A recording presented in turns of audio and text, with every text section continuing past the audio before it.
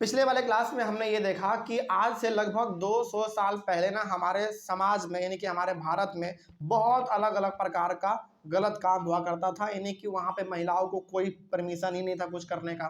अलग अलग प्रकार के 4 कैटेगरी के लोग बटे हुए थे, अपर कास्ट, शुद्ध, वैश्याज, शूद्र और अनटचेबल। तो ये सारा का सारा उस समय पे समस्या था। अब इतना ज़्यादा समस्या है तो बदलाव तो होगा ही होगा, है ना। चेंजेस तो आएंगे ही आएंगे। क्या है चेंजेस, देखते हैं। टॉपिक का नाम है आज का वर्किंग टुवर्ड्स चेंज। देखते हैं क्या लिखा हुआ है। देखिए लिखा हुआ है सबसे पहला point, from the early 19th century books, newspapers, magazines, leaflets and pamphlets where printed. यहाँ पे बात हो रहा है अर्ली 19th सेंचुरी का, मतलब कि लगभग 1800 से लेके 1810, 1815, 1805 इस प्रकार का बात हो रहा है यहाँ पे। तो अर्ली 19th सेंचुरी से हमारे भारत में बुक्स, न्यूज़पेपर्स, मैगजीन्स, लीफलेट्स का मतलब होता है पहले ना पत्तों पे भी लिखा जाता था, है ना। तो पत्तों पे भी लिखना, और पैम्पलेट मतलब वो छोटे छोटे जो होते हैं जिसमें कि अलग अलग प्रकार का आप प्रचार वरचार करके हम लोग देखते हैं रोड पे, हम लोगों को देते रहता है। तो ये सारा चीज़ ना हमारे भारत में उस समय पे छपने शुरू हो चुके थे। ठीक है, अब आगे देखते हैं फिर क्या हुआ। These were far cheaper and more accessible than the manuscripts. ये जो हमारे बुक्स हुआ करते थे, न्यूज़पेपर हुआ करते थे, मैगजीन, लीफलेट्स, पैम्पलेट्स, ये सारे के सारे इतने सस्ते होते थे कि हर इंसान इसको अफोर्ड कर सकता था। किसके कंपैरिजन में? मनुस्क्रिप्ट के कंपैरिजन में। मनुस्क्रिप्ट का मतलब होता है वो चीज़ें जो कि हाथ से लिखा गया हो, और हाथ से लिखने में पहले तो हमारे पास मशीन नहीं था, प्रिंटिंग मशीन नहीं था पहले, तो हाथ से लिखने में बहुत समय लगता था। तो ऑब्वियस ये बात है, जिसमें समय ज़्यादा लग रहा है उसका प्राइस तो ज़्यादा होगा ही होगा। लेकिन अब हमारे इंडिया में लगभग 19th सेंचुरी के आसपास प्रिंटिंग मशीन आ चुका था, तो उसमें बुक ये सब ज़्यादा छप रहे थे, जिसका प्राइस क्या हो गया था, बहुत ही कम हो गया था, क्योंकि बड़े लेवल पे छप रहे थे, है ना। तो याद रखेगा, जब कोई चीज़ बड़ा लेवल पे होता है ना तो उसका प्राइस अपने आप कम हो जाता है। तो इतना ज़्यादा सस्ता था कि हर आदमी बुक को खरीद के पढ़ सकता था, है ना। मतलब ये बहुत सस्ता हो गया था। नाउ अब होने क्या लगा, ordinary people could read and right and express their ideas in their own languages. अब चूंकि प्रिंटिंग मशीन आने की वजह से बुक छप रहे हैं, न्यूज़पेपर छप रहे हैं, तो यहाँ पे जो भी हल्के फल्के पढ़े लिखे भी इंसान थे वो अब क्या करने लगे, ज़्यादा से ज़्यादा पढ़ना भी शुरू कर चुके अब वो, और लिखना भी शुरू कर चुके। जैसे हमारे भारत में ना बहुत बुद्धिजीवी लोग हुए हैं, है ना, बहुत महान लोग हुए हैं। तो उनका जो आइडिया था, उनका जो विचार था, वो लोग अपने विचार को लोगों तक पहुंचाते थे लिख के, है ना। और वो भी लिखते थे और उसका अलग अलग कॉपी छपवा लेते थे प्रिंटिंग प्रेस में जाके, और उसको मार्केट में बेचते थे, ताकि लोग बड़े बड़े लोगों के बारे में पढ़े और उसके बारे में जाने, है ना। आपको आगे मिलेगा, वैसे बड़े बड़े लोग आपको मिलेंगे। तो यहाँ पे अब लोग क्या करने लगे थे, लोग लिखने के साथ साथ पढ़ने भी लगे थे।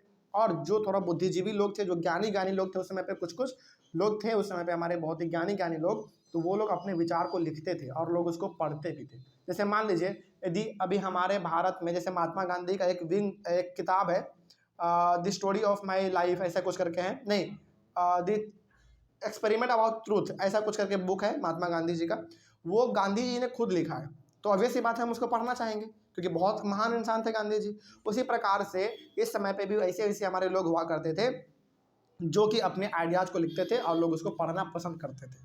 ठीक है ना। आगे, all kinds of issues like social, political, economic and religious could now be debated and discussed by men and sometimes by women as well. और अब चूंकि बुक छप रहे हैं, सस्ते हो गए ये सारी चीज़ें, तो अब यहाँ पे हर एक प्रकार के समस्याएं, जो हमारा सोशल था यानी कि हमारे समाज में जो समस्या हो रहा है वो, हमारे पॉलिटिक्स में जो समस्या हो रहा है वो, हमारे पैसे कौड़ी में, अर्थशास्त्र में जो भी समस्या हो रहा है वो, और धर्म के ऊपर जो समस्या है वो, यानी कि हर एक प्रकार के समस्याओं को अब लिखा जा रहा था। लोग उसको समझ रहे थे, लोग उसको सुन रहे थे, लोग उसको पढ़ रहे थे, और इन सारे चीज़ों के बारे में अब डिस्कस और डिबेट भी हो रहा था, है ना। जैसे मान लीजिए किसी आदमी ने कुछ लिख दिया तो वो गलत है कि सही है, उसके ऊपर डिबेट भी हो रहा था, है ना। लेकिन ये चीज़ पहले नहीं था।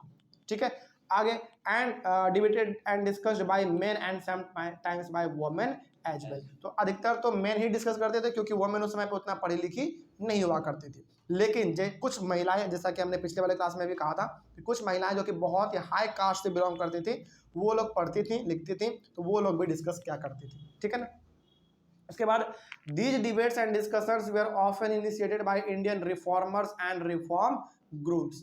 और ये जो डिबेट होता था अलग अलग चीज़ों पे, बहस, बहस का मतलब ये नहीं कि हम ही बोलेंगे केवल और तुम सुनोगे, नहीं। बहस का मतलब होता है कि कुछ हम भी बोलेंगे तुम सुनोगे और कुछ तुम बोलोगे हम सुनेंगे, है ना, इस प्रकार का।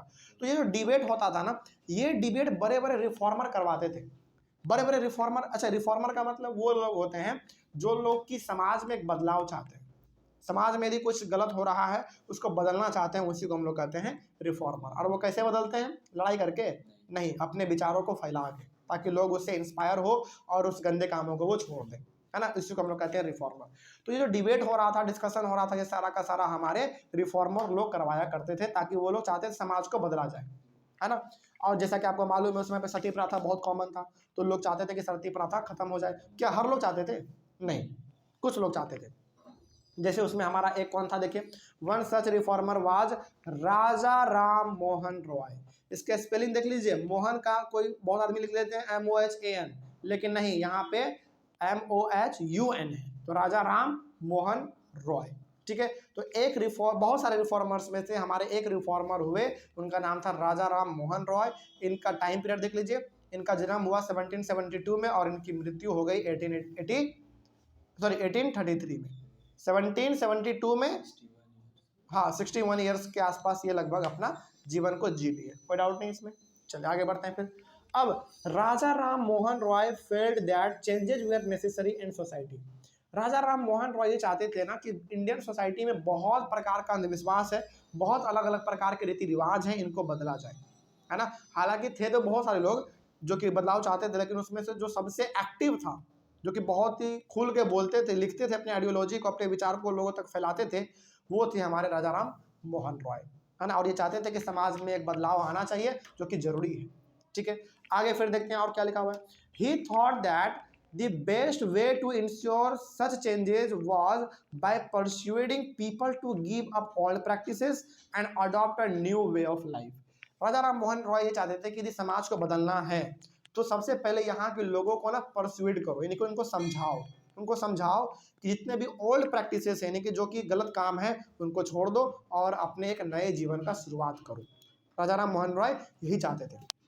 वो चाहते थे कि हम अपने आवाज़ के थ्रू लोगों को समझाएं कि ये जो तुम सती प्रथा अपना रहे हो ये गलत है, इसको छोड़ो और एक नया जिंदगी अपना शुरुआत करो। ये राजा राम मोहन रॉय हर एक लोगों से कहना चाहते थे, ठीक है। उसके बाद फिर क्या हुआ, देखिए, ही फाउंडेड अ रिफॉर्म एसोसिएशन, और इसके लिए इन्होंने एक रिफॉर्म एसोसिएशन बना लिया, मतलब कि एक ग्रुप बना लिया जिसमें वो लोग आते थे जो कि एक बदलाव चाहते थे, है ना, जो कि राजा राम मोहन रॉय के साथ हमेशा चलते थे, वो लोग आ गए, नॉन एज ब्राह्मो सभा, ब्राह्मो सभा। तो ये ब्राह्मो सभा जो है राजा राम मोहन रॉय के द्वारा बनाया गया। और यदि कोई पूछे कि ब्राह्मो समाज क्या था, तो आप बताइएगा ये एक ग्रुप था वैसे लोगों का जो कि बदलाव चाहते थे समाज में, और वो लोग जो कि राजा राम मोहन रॉय को सपोर्ट करते थे, उनके विचार को मानते थे। और बाद में यही ब्राह्मो सभा का नाम जो है ब्राह्मो समाज हो गया, है ना। और ये ग्रुप यानी कि ये एसोसिएशन राजा राम मोहन रॉय ने कहाँ पे खोला था? कलकत्ता में, ठीक है ना, याद रखिएगा इस इसको, कलकत्ता में। उसके बाद ही was keen to spread the knowledge of western education in the country and bring about greater freedom and equality for women. ये ना वेस्टर्न एजुकेशन को बहुत बढ़ावा देते थे, ये वेस्टर्न एजुकेशन को बहुत बढ़ावा देते थे, और ये चाहते थे कि यहाँ पे ना ब्रिटिशर्स अपना एजुकेशन सिस्टम लागू करे, जैसा कि हम लोगों ने वो वाले चैप्टर में पढ़ा है, educating the civilising the native, educating the nation, उस वाले टॉपिक में हमने पढ़ा है, उस वाले चैप्टर में पढ़ा हम लोगों ने। तो ये राजा राम मोहन रॉय वेस्टर्न एजुकेशन को बहुत ज़्यादा बढ़ावा देते थे, यानी कि ये इंग्लिश को चाहते थे, है ना, ये चाहते थे कि हमारे इंडियन सोसाइटी में अंग्रेज कुछ बदलाव लेकर आए, ठीक है ना, कोई डाउट इसमें। और इसके साथ ही साथ ये चाहते थे कि हमारे भारत में रहने वाले महिलाओं को फ्रीडम मिले, आज़ादी मिले, और उनको इक्वालिटी मिले। इक्वालिटी किससे? मेन से। फ्रीडम का मतलब यहाँ पे ये है कि महिलाएं भी घर से बाहर निकले, वो भी अपने स्कूल जाएं, जॉब करें, है ना, वो चाहते थे। और वो ये भी चाहते थे कि महिलाओं को वो सारा अधिकार मिले जो कि पुरुष को हमारे समाज में मिला हुआ है ना। तो राजा राम मोहन रॉय का जो विचार था वो थोड़ा सा अच्छा विचार था। उसके बाद ही wrote about the way women were forced to bear the burden of domestic work, और इन्होंने अपने कुछ किताबों में लिखे हैं ये कि किस प्रकार से वोमेन को खास करके घर के जिम्मेदारियों के बीच में बांध दिया जा रहा है। मतलब कि घर में महिलाओं को इतना काम थोप दिया जा रहा है कि वो काम तो कर ले रही है अपने घर के, लेकिन वो बाहर नहीं निकल पा रही है। बाहर नहीं निकल पा रही है इसका मतलब ये हो गया कि बाहर निकल के वो एजुकेशन को हासिल नहीं कर पा रही है, वो बाहर की दुनिया को देख नहीं पा रही है। पहले के महिलाएं ना जब बाहर भी निकलती थी ना तो वो घूंघट टांग के निकलती थी, एकदम एक हाथ का तो घूंघट उनका होता था कि कोई उनके चेहरे को देख ना ले और ये किसी को ना देख ले, इस प्रकार का चलता था उस समय पे, है ना। तो ये उस समय पे था। तो राजा राम मोहन रॉय ने औरतों के जीवन के ऊपर उन्होंने लिखा था कि किस प्रकार से महिलाओं को घर के चार दीवारी में बंद करके रखा जा रहा है और उनको घर का सारा काम दे दिया जा रहा है। उसके बाद confined to the home and to the kitchen, और उन्होंने ये भी लिखा कि किस प्रकार से महिलाओं को घर के चार दीवारी के अंदर रखा जा रहा है और उनको किस प्रकार से किचन तक ही सीमित कर दिया गया है। मतलब कि आप घर में रहो, घर का काम बाहर संभालो, चौका बर्तन जो भी है वो करो, लेकिन आपको बाहर नहीं जाना है ना। तो ये प्रकार का उस समय पर चलता था और ये सारा चीज राजा राम मोहन रॉय अपने कुछ बातों में लिखे हुए भी है। And not allowed to move out and become educated, और इन्होंने ये भी लिखा है कि किस प्रकार से महिलाओं को बाहर नहीं जाने दिया जाता है और किस प्रकार से उनको पढ़ाया नहीं जाता है। ये सारा चीज राजा राम मोहन रॉय ने लिखा है। बात समझ में आ रही है। तो यहाँ से हमको ये समझ में आता है कि हमारे भारत में 200 साल पहले ना बहुत अलग अलग प्रकार के सिस्टम थे जो कि गलत सिस्टम था। तो उसको बदलने का जो जिम्मेदारी लिया था सबसे पहला इंसान वो थे हमारे राजा राम मोहन रॉय, है ना। चलिए आगे वाले क्लास में हम लोग बात करेंगे कि changing the lives of widows, यानी कि किस प्रकार से विधवा महिलाओं का लाइफ चेंज हुआ, उसके बारे में हम लोग बात करेंगे अगले वाले क्लास में। Thank you very much.